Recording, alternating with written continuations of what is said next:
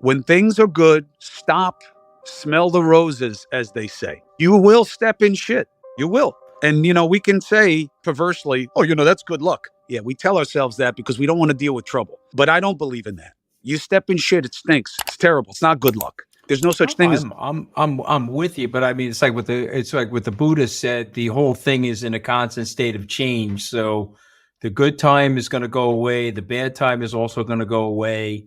And the Depends whole time is immutable, no question. Right. But its effect is very subjective. Right. And just because a long time goes away doesn't mean you got to be doing the right things. You got to make things happen. There is no luck. There's no fate. There is no destiny. What happens is what you make happen and how you deal with what is made to happen to you, for better and worse.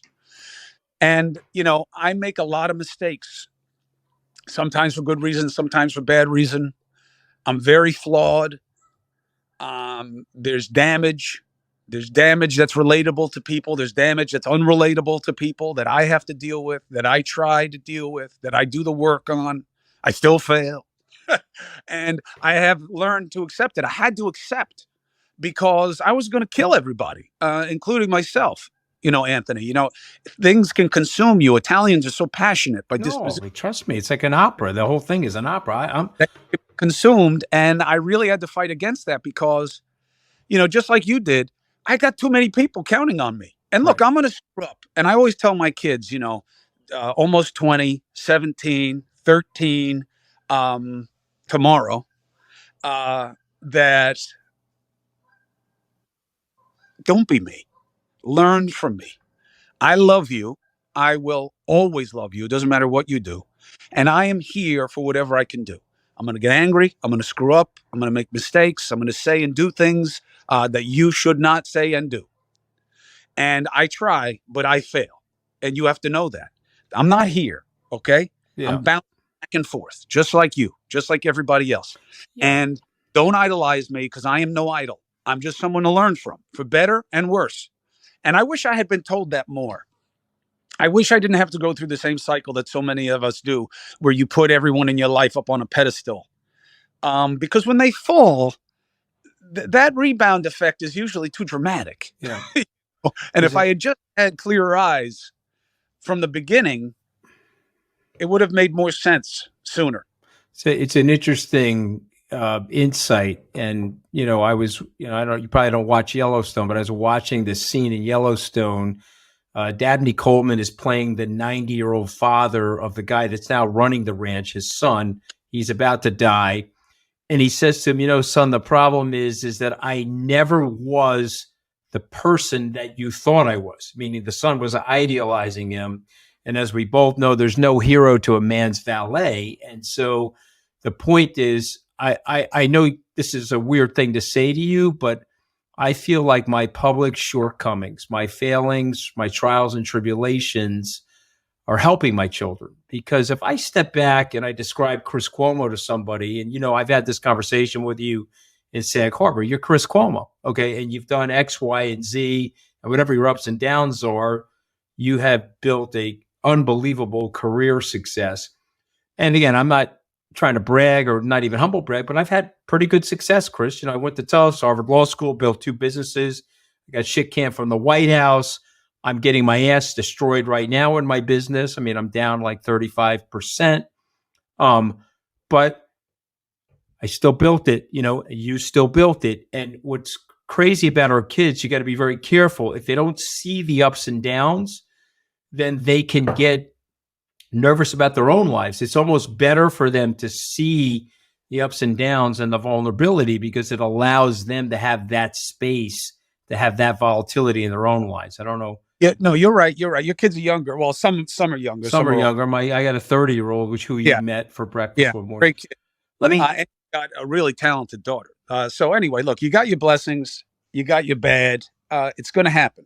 Is it better to have clear eyes? Yes. But it's tricky. One great piece of advice I got from my therapist early on in this, because this really knocked me sideways. One of the things I like to say, maybe too much, is how damaging this was to me personally. And I know that a lot of people don't give a shit. That's okay. I'm not saying it because I care what you think. I'm saying it because it's true. And I have always benefited from having very little interest in people's opinion about me. Because I believe that they're wrong both ways. You know, they say these fawning things that I'm like, yeah, you don't know me. And they say terrible things. I'm like, okay, you don't know me. So I've always had a sense of equanimity about that. That is somewhat unusual for someone in the media. But my therapist said to me, I like that you're finally opening up, and the pain and the hurt and the embarrassment and the shame and the fear and the blah, blah, blah. But at home, everything stays the same. Your life changed. You are in the shit, not your kids. They're suffering with it. You tell them that that's not okay and it's not fair, and that it's you, not them, and their lives stay the same. They go back to school. They take their vacations. They get whatever they want or they deserve. Nothing changes. There is no austerity mode. And I was going to do all the opposite. And it was really helpful for me to understand that. Put a lot of pressure on me because I had to eat some shit. You know, I had to keep stuff inside, but I had the therapist and I had to make it okay. And that was hard, but it was right. And I'm happy that he gave me that advice and that I followed it as well as I could. And, you know, I am so deep into philosophy. I read it and study it and think about it so constantly that eventually I had a eureka moment where it is all the same. There are very few truths, and it really is about what you decide. If you want to be happy, then it doesn't matter that there is a knife in the side of your neck. Then you're happy. You may bleed out, but you're happy. And you have to make the choices that work for you. And you have to turn down what other people think about it. You have to learn how to do it if you want to be in public. Right. If you want to take swings, you got to be ready to deal with how it is when you get hit. So for instance, I am obsessed in the true meaning of the word with self-defense. I train in self-defense all the time. I have trained in many different types of fighting over the years. I now see them, no disrespect to anybody who does it. If it works for you, great, enjoy it. But don't use it on other people unless you have to, unless you're defending yourself, because now you're what you oppose.